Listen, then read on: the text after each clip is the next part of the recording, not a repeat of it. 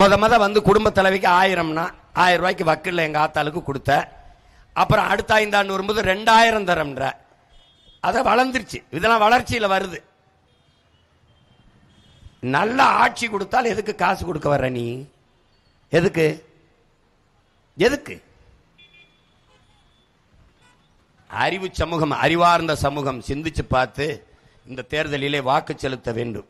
இங்கே வேலூரில் போட்டி போடுகிற என் ஆறுயிர் தங்கை, அன்பு தங்கை, இளங்கலை தமிழ் படித்த என் தங்கைக்கு சோனியா அவர்களுக்கு வேலூரிலே வேளாண்குடி மகன் விவசாயி சின்னத்திலே வாக்கு செலுத்துங்கள். என் அன்பு தம்பி திருக்குமரன் அவர்களுக்கு இங்கே காட்பாடியிலே போட்டியிடுகிற என் தம்பி திருக்குமரன் அவர்களுக்கு விவசாயி சின்னத்திலே வாக்கு செலுத்தி வெற்றி பெற செய்யுங்கள். உங்கள் பிள்ளைகள் எங்களின் வெற்றி என்பது உங்களின் வெற்றி.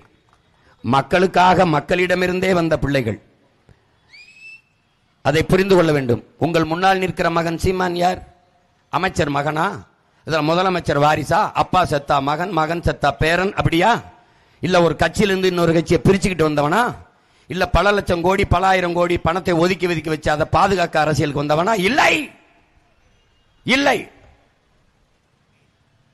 எல்லா மொழிவழி தேசிய இனங்களையும் போல உயர்ந்து சிறந்து பெருமையோடு வாழ வேண்டும் என் இனம். ஒரு இனம் என்றைக்கு ஒரு நாடு அடையும், அது என்றைக்கு தனக்கென்று ஒரு நாடு அடையுமோ அன்னைக்குத்தான் அது முழுமையான விடுதலையே அடையும்.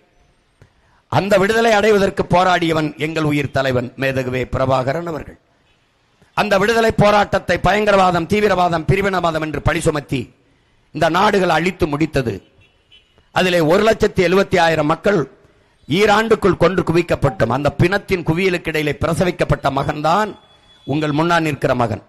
நான் தாயின் தாலாட்டில் வளர்ந்தவில்லை. செத்துப்போன பிணத்தை கட்டிப்பிடித்து அழுத என் தாய் தந்தையர் சிந்தி கண்ணீரிலும் ரத்தத்திலும் கரு கொண்ட பிள்ளைகள். அவர்கள் அழுத ஒப்பாரியின் ஓலத்தை கேட்டு வளர்ந்த பிள்ளைகள் உங்கள் பிள்ளைகள். எதற்காக எந்த கட்சியோடும் கூட்டணி இல்லாமல் நிற்கிறேன்? கூட்டணி நோட்டணி எல்லாம் ஏமாற்றுவது. ஓட்டுக்காக நிற்கிறவன் யார், நாட்டுக்காக நிற்கிறவன் யார் என்று கூட உங்களுக்கு தெரியாதா? உங்கள் வாக்கை குறிவைப்பவன் எவன், உங்கள் வாக்கை பற்றி கவலைப்படும், வாழ்க்கையை பற்றி கவலைப்படுவன் எவன் என்று கூட உங்களுக்கு தெரியாதா?